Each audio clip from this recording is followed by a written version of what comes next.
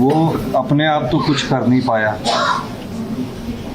और जब सत्ता के बाहर हुए, अभी 3 महीने हुए हैं, तो आउटसोर्स कर्मचारियों की बड़ी चिंता उन्हें सताने लगी है। मेरे बजट भाषण को भी उन्होंने ध्यान से नहीं सुना, और मैंने अपने बजट भाषण में कहा कि आउटसोर्स जो कर्मचारी है, और भी कोई कर्मचारी है, जैसे करुणामूलक कर्मचारी है, आउटसोर्स कर्मचारी है, हमारी सरकार इस पर कैसे आगे बढ़ा जाए, इस पर काम कर रही है। और जब उन्होंने देखा कि बजट्स में हमारे पास कहने के लिए कुछ नहीं था, तो नियम 67 के तहत ये प्रस्ताव लेकर वो अपना ध्यान आकर्षित करना चाहते हैं और वॉकआउट के द्वारा इस प्रकार उपस्थिति दर्ज करना चाहते हैं कि हम विपक्ष में रहकर आपकी आवाज़ उठा रहे हैं। जब सत्ता में थे तब तो किया कुछ नहीं, और अब सिर्फ उपस्थिति दर्ज करने के लिए वॉकआउट किया जाता है, ये मेरा मानना है।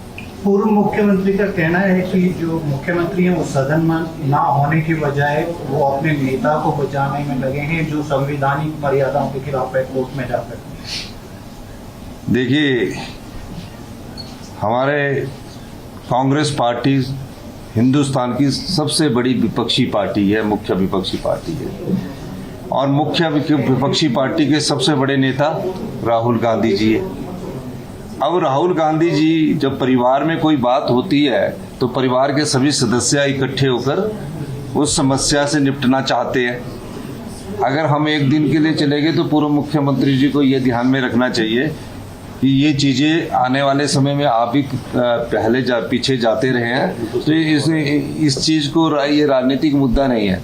और निश्चित तौर पर मैं कल सूरत में था, और हमें आगे भी जब उनके हमारी ज़रूरत होगी उनको, हम उनके साथ पूरी कांग्रेस पार्टी, अभी तो मैं गया हूँ, उसके बाद पूरा मंत्रिमंडल भी जाएगा और सारे विधायक भी जा सकेंगे। सर, नशे के खिलाफ जो प्रदेश सरकार की तरफ विधानसभा में एनडीपीएस एक्ट में अमेंडमेंट को लेकर प्रपोजल आया है, प्रस्ताव पारित किया गया है जो सैनिक हो जाएगा, क्या कितनी सख्ती चाहते हैं, किस तरह से डील करेंगे? इस बारे में मेरे माननीय गृह मंत्री अमित शाह जी से बात हुई थी, और माननीय गृह मंत्री जी से मैंने अनुरोध भी किया था कि हिमाचल प्रदेश में जो नशे के सौदागर है उनके खिलाफ हमें कड़ी कार्रवाई करने की अनुमति प्रदान की जाए, क्योंकि जो एक्ट है उसमें सेंटर एक्ट है, उसका प्रोविज़न का अगर कोई बदलाव करना होगा, इंसर्ट करना होगा, तो वो सिर्फ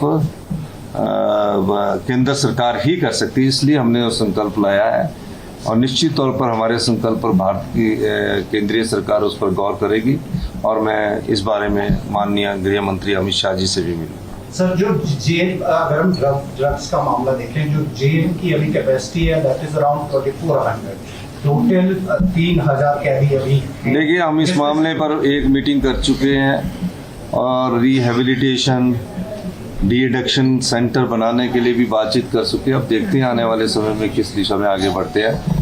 आपका बहुत बहुत धन्यवाद।